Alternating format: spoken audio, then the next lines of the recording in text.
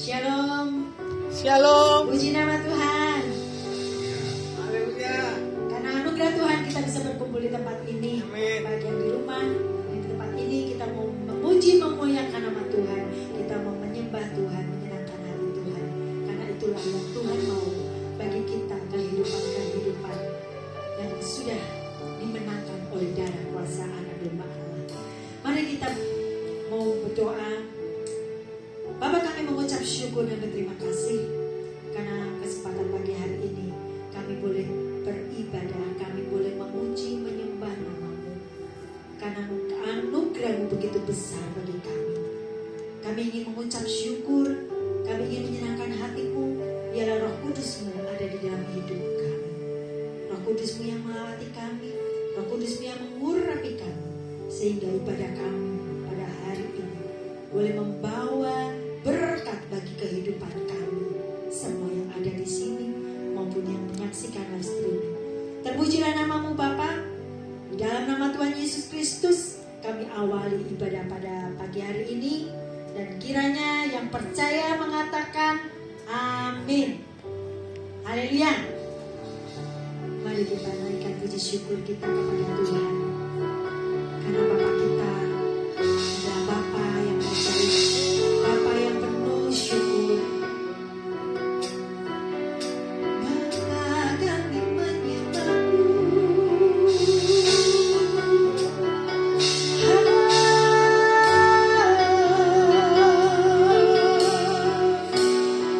Ku menyanyi nama-Mu.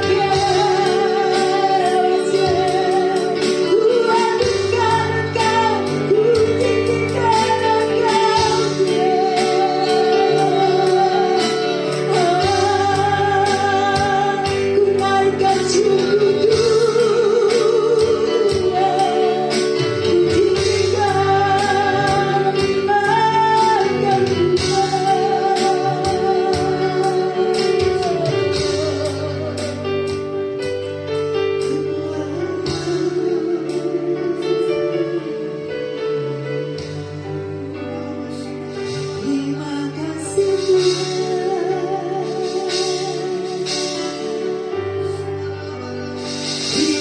kasih Tuhan,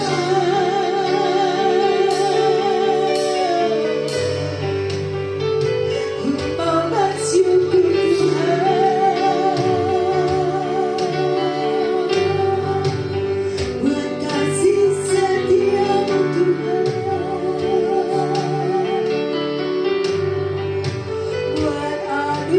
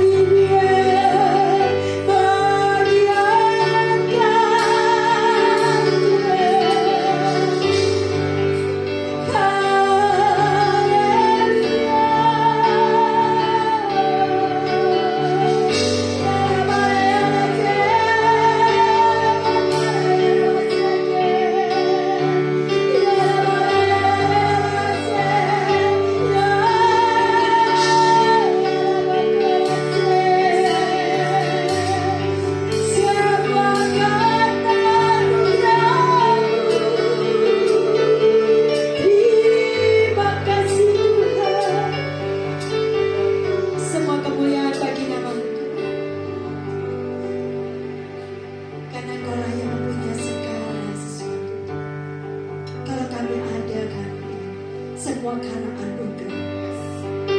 Kami mau merendahkan diri di bawah kaki-Mu Tuhan, untuk lebih memuji dan menyembah Engkau. Dengan hati kami mau memuji Engkau. Kami ingin menyenangkan hati-Mu. Kami ingin mengiring Engkau seumur hidup kami Tuhan. Karena Engkaulah kekuatan hidup kami. Karena Engkaulah kesukaan hati. Aku ingin menyembah-Mu Bapa. Aku ingin menyembah-Mu lebih dan lebih lagi. Aku ingin mengenal Engkau lebih dalam lagi. Kekuatan daripada-Mu.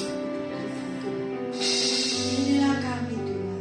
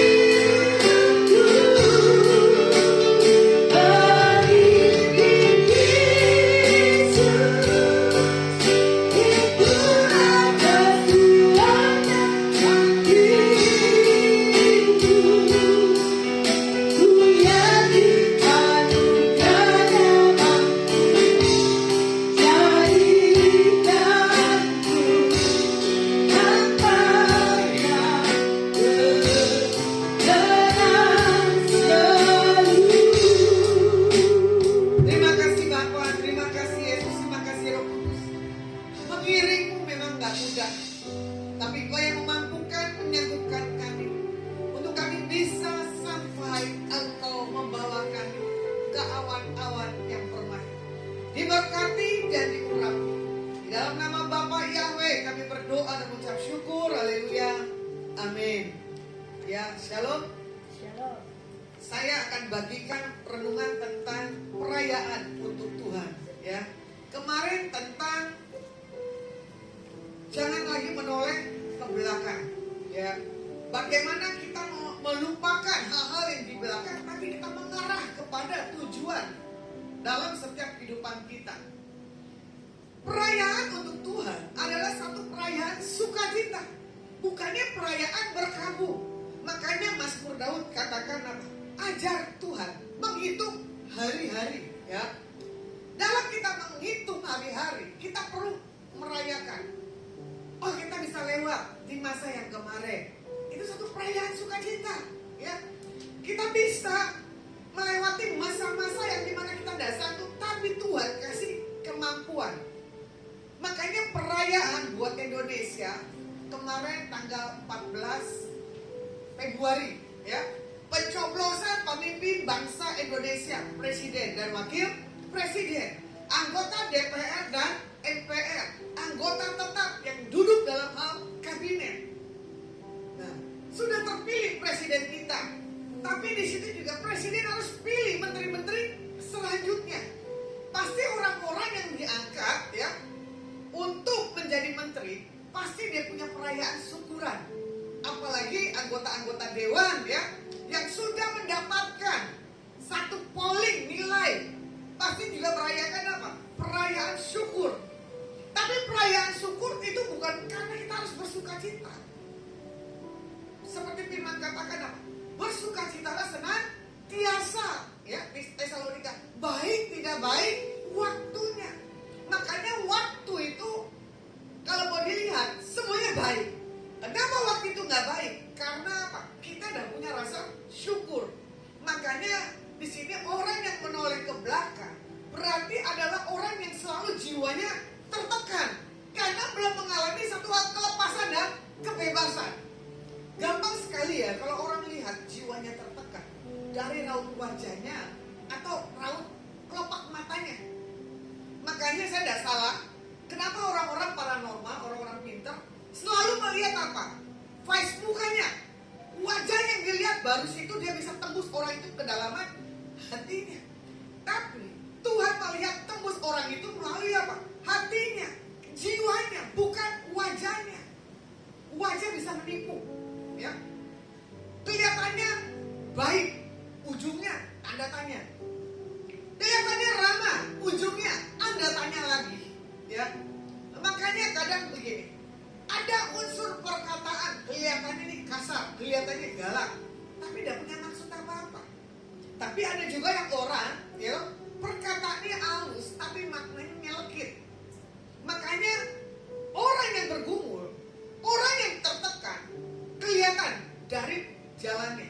Makanya kalau secara psikolog, ya, kejiwaan, akan dilihat orang ini dalam hal apa? Melangkah. Orang ini dilihat dalam hal apa? Makanan. Apa yang dia makan? Orang akan melihat bagaimana dia punya posisi duduk. Nah, ini dia. Kadang ikut sekolah John Robert Power, diatur cara tata kepribadian. Ada orang yang selebor ikut John Robert Power bisa pusing, ya, karena apa? Piring dan sendok nggak boleh berbunyi, beradu, ketukan masuk ke mulutnya pun ada. Makanya kalau orang yang merayakan perayaan nggak ada ketukan, nggak ada peraturan, pasti otomatis spontan, ya. Kadang sampai pingsan, kadang sampai apa? Tabrak-tabrakan di keramaian. Makanya di sini juga dikatakan apa? Biasanya orang yang sering menyerang fisik pasti akan menyerang jiwanya dari perkataan. Ya, dalam perayaan yang kemarin itu umpamanya presiden harusnya bersukacita, jangan saling kata-kataan. Waktu debat kata-kataan, sudah terpilih kata-kataan lagi. Mana itu namanya perayaan? Saya kembalikan sesuai Alkitab. dimulai dari kita punya hidup. Nah, di sini dikatakan apa ini? Ya, Mazmur 42 ayat 5 dan ke-6. Kerinduan kepada Tuhan. Ya. Bagaimana Mazmur 42 ini punya satu hal kerinduan, ya kan? Nyanyian pengajaran bagi Bani Korah. Seperti rusa yang merindukan sungai yang berair, demikianlah jiwaku merindukanmu, Engkau ya Tuhan. Jiwaku haus kepada Tuhan yang hidup, biar aku boleh datang melihat Tuhan. Air mataku menjadi makananku siang dan malam, karena sepanjang hari orang berkata-kata kepadaku, di manakah Tuhanmu? Inilah yang hendak ku ingat. Sementara jiwaku gundah gulana, bagaimana aku berjalan dalam kepadatan manusia, mendahului mereka melangkah ke rumah Tuhan dengan suara sorak-sorai dan nyanyian syukur dalam keramaian orang-orang yang mengadakan perayaan. Mengapa engkau tertekan, hai jiwaku, dan gelisah di dalam diriku? Berharaplah kepada Tuhan, sebab Tuhan akan bersyukur lagi kepadanya, penolongku dan Tuhanku. Ayat 5 dan ke-6 di sini dikatakan hal perayaan, ya. Bagaimana di sini dikatakan mengapa? Nah, mengapa engkau tertekan jiwaku? Sementara ini apa? Tentang perayaan, ya. Perayaan Tuhan, kerinduan kepada Tuhan. Ini seorang digambarkan seperti rusa, ya. Rusa merindukan air. Kita lihat binatang rusa adalah binatang yang minumnya pakai tangan atau pakai lidah langsung. Pakai lidah loh ya. Ya. Lidahnya keluar, dia langsung bisa ambil, minum. Coba kita minum pakai lidah bisa enggak? Waktu kita enggak bisa kan? Jadi itulah cara kita merayakan satu sukacita kepada Tuhan dengan satu sikap yang kayak tadi. Seperti rusa, dari cara dia punya kehidupan, tandanya dia merendahkan diri di hadapan Tuhan, bukannya punya tanda pemberontakan. Nah, kita lihat lagi kemarin 14 Februari kita merayakan tahun baru Imlek. Kita merayakan apa? Hari Valentine. Nah itu 3 momen di bulan Februari, ya. Hari kasih sayang. Masa setahun sekali sih? Hari kasih sayang tiap menit.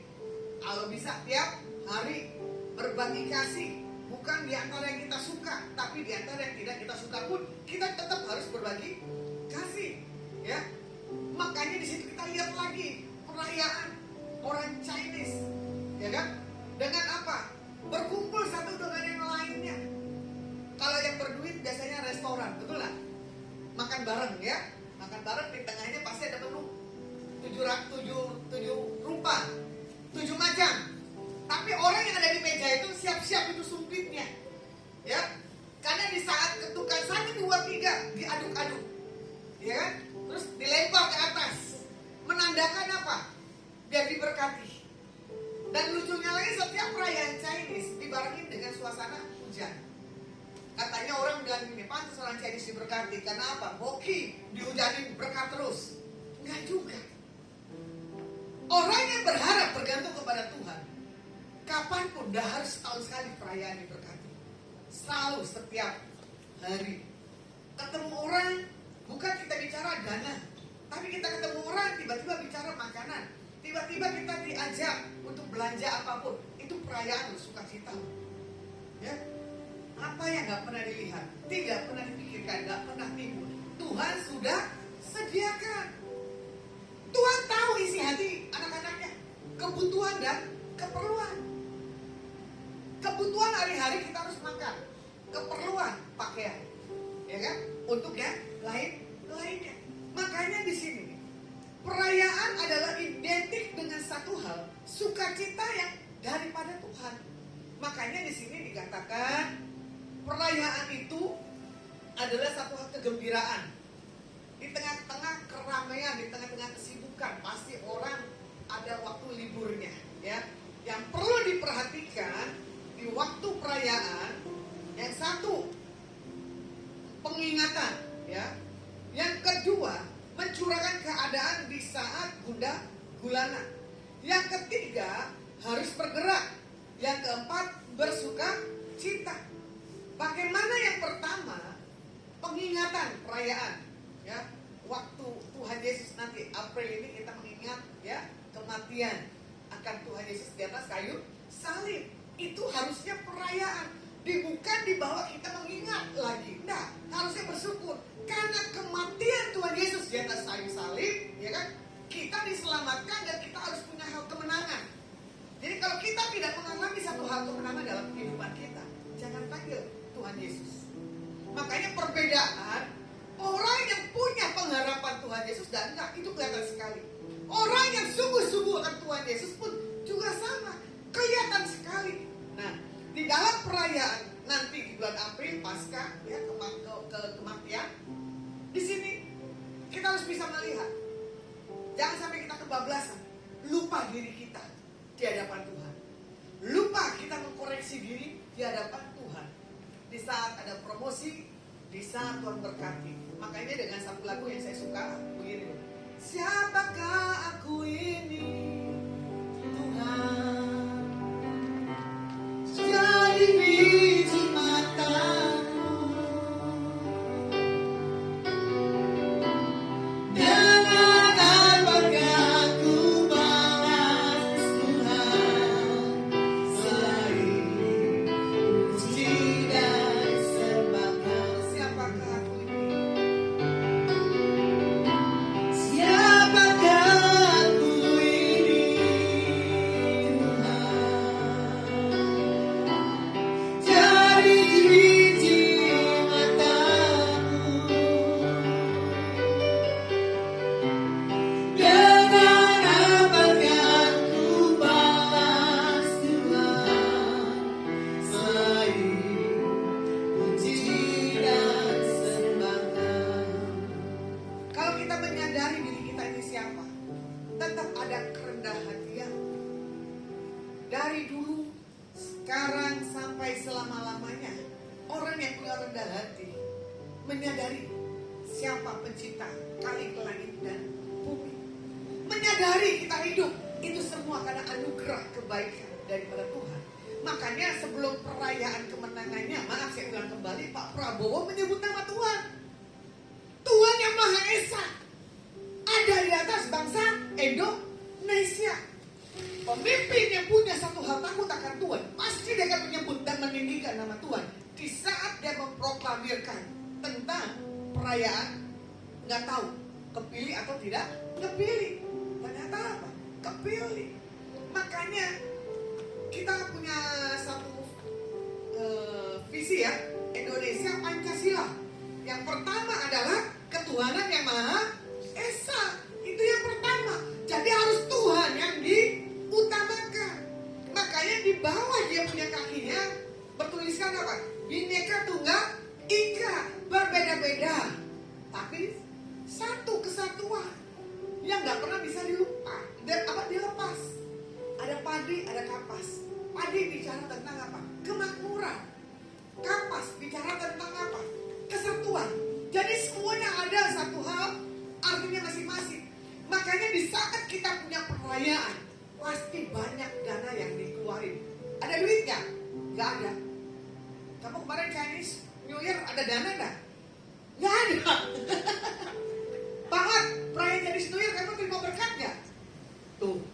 Kamu Chinese New Year terima berkat nggak? Kamu punya uang nggak? Punya kan? Makanya kamu bilang apa? Enak jadi orang kaya.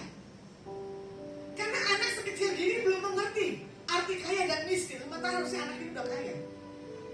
Bisa tiap hari ikut papanya ke menara doa. Bukannya kaya? Kaya. Dulu kan kamu udah pernah pergi ke sini. Ya toh, udah pernah nginjak mall. Ini kamu keluar masuk mall loh, toiletnya keluar masuk mall. Betul gak Pak? Keren loh kamu. Kamu tidak mengerti arti kata syukur. Dulu tante gak pernah keluar masuk mall. Karena apa? Jauh banget. Ya, setiap mau ke mall mau makan apa dan punya uang. Tapi bagus, punya pikiran udah modern. Gitu? Enak ya Pak jadi orang kaya. Tante juga dulu begitu. Waktu susah dan miskin, makanya tante gak sombong. Jadi kalau tante lihat kalian begini, tante ingat masa-masa kecil miskin dan susahnya. Jadi kalau tante lihat anak kecil, akan sayang. Karena apa? Betapa dulu kita masih kecil gak diperdulikan. Betul gak? Karena ketidakmampuan. Betul Pak Ot? Apalagi anak seorang gembala, gembalanya tidak diberkati Tuhan lagi, pedesaan lagi. Benar nggak? Udah susah, papanya galak, istilahnya gitu loh ya. Pokoknya judulnya gini loh, doa, doa, doa, sampai kapan doa? Betul nggak kok? Mau minta sepeda, doa. Ya nggak bisa lah, cuma karena doa tidak mau berusaha bapaknya pendeta. Iya nggak? Semua harus berusaha. Jadi saya mengalami, waktu saya diutus pun ke daerah, karena saya tersentuh dan menangis. Ya, lihat hamba-hamba Tuhan desa tuh yang minim-minim, yang nggak ada apanya ubinnya, ya tanah.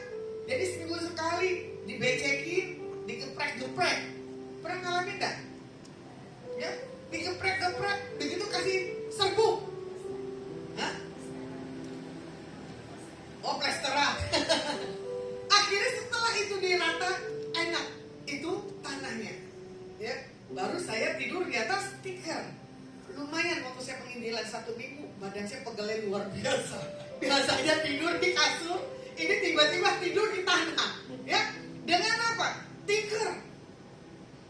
Udah gitu lampunya lampu apa? Lampu tempel. Kalau minyak tanah habis, alhamdulillah. Tidak bicara pertoma. Pertoma itu di era yang paling depan. Jadi kalau pertoma udah mati, gelap semuanya.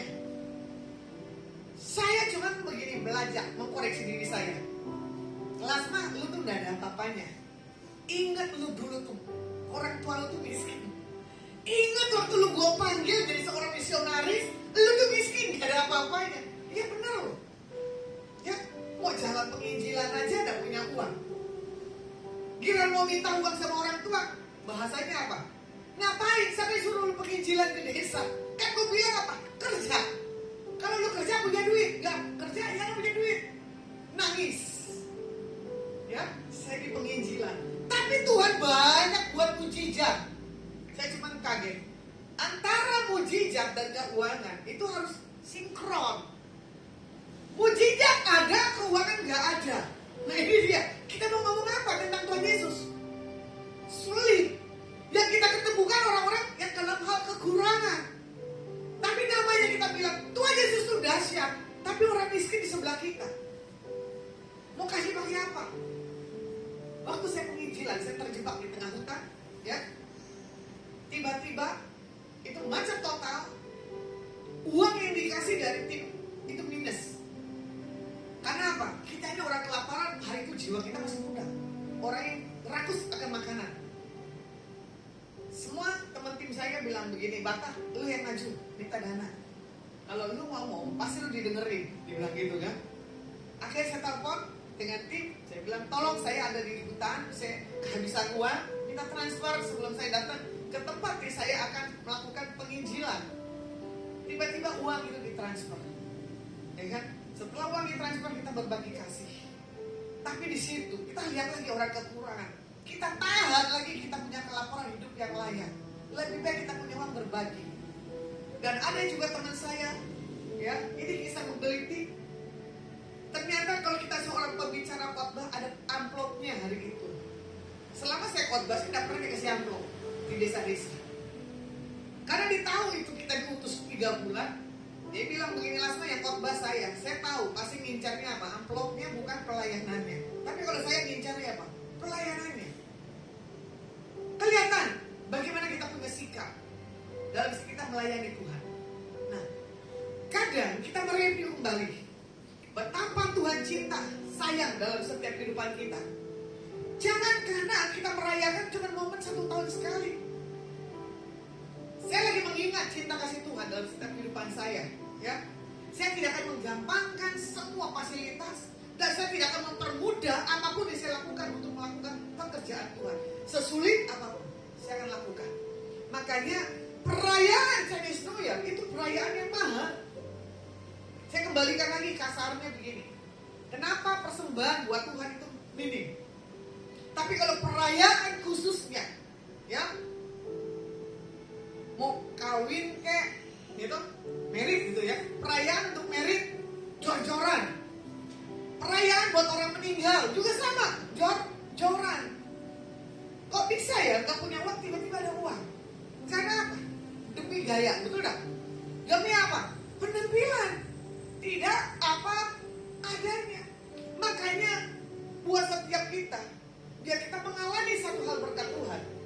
Jangan mau kehidupan kita hanya 1 tahun sekali merayakannya. Nah, di sini perayaan kepada Tuhan juga sama. 1 minggu sekali kita beribadah. Karena apa? Rasa mengucap syukur. Ibrani 10 ayat 25. Pertemuan-pertemuan yang membangun kita punya semangat.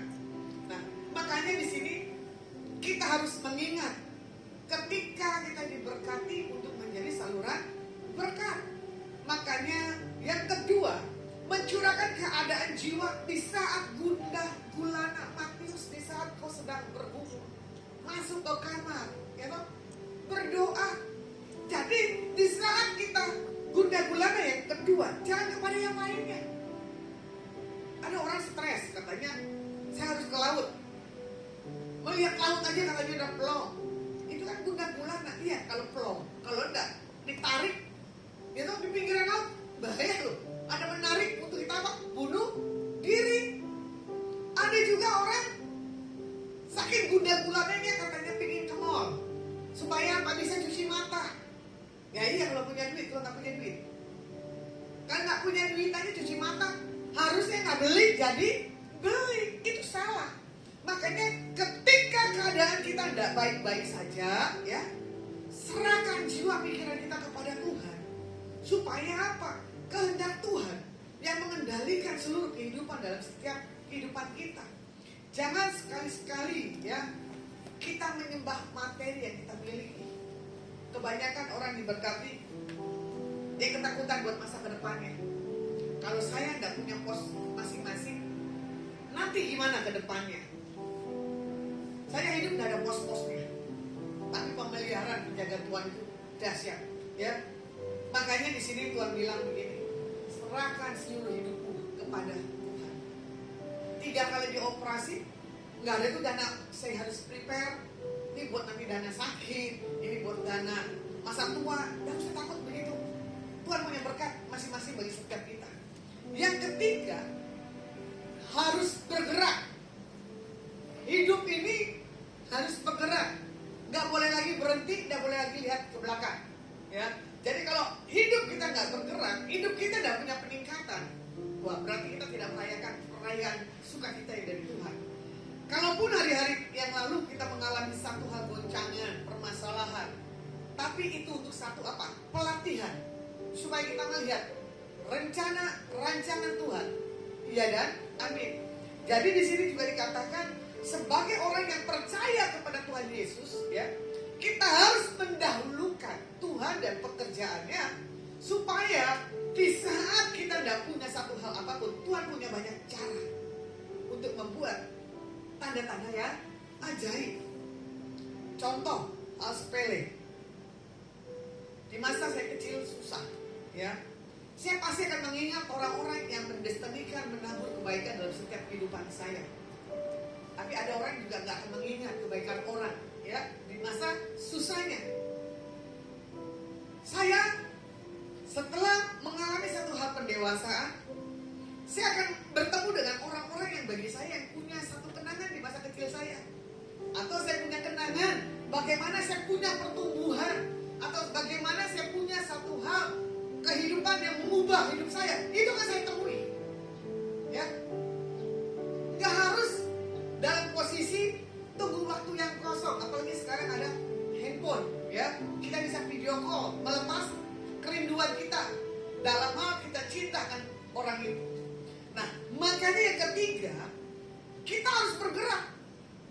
Apapun setiap perjalanan ke depan, jangan lagi kita menoleh ke belakang, lihat ke depan, ya. Yang keempat, bersukacita. Yang tadi Tesalonika, bersukacitalah senantiasa, baik tidak baik waktunya. Orang yang bersukacita adalah dengan sungguh-sungguh. Ada yang ketawa dibuat-buat, ada yang ketawa los. Kalau orang yang ketawanya los, yang nggak dibuat-buat, dia akan terkencing-kencing, katanya, gitu kan? Dan atau dia terbahak-bahak. Makanya orang yang bersukacita adalah orang yang spontan. Kehadirannya membawa suasana penghiburan. Kehadirannya bukan membawa orang dalam mengalami stres. Nah, bagi jiwa kita, supaya kita tidak gundah gulana, ya kita kembali bahwa hidup kita ini